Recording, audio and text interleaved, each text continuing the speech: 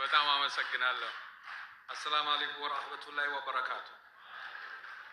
የተሰጠኝ በጣም አጭር ደቂቃ ነው። ምክንያቱም የመጣንበት ትልቁ ዓላማ ዛሬ በእስር ቤት የሚገኙትን እነዚህ ወንድሞቻችንን መከራቸውን ቢያንስ በስሜት መካፈል መቻል አለብን ነው። ሙስሊሙ ይህን ጥያቄ ይዞ ሲነሳ አክራሪነት ነው ሊያጠፉን ነው የሚለውን ከየአቅጣጫው ሰምቻለሁ።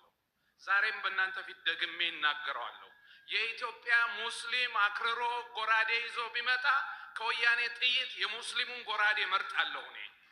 የኢትዮጵያ ሙስሊም ለኢትዮጵያ መኖር ብዙ መስዋዕትነት ከፍሏል።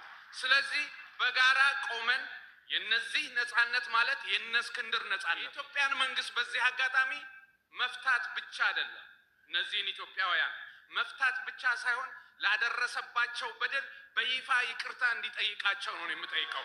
በይፋ ይቅርታ እንዲጠይቃቸው። ተክቢር ተክቢር ተክቢር። አመሰግናለሁ።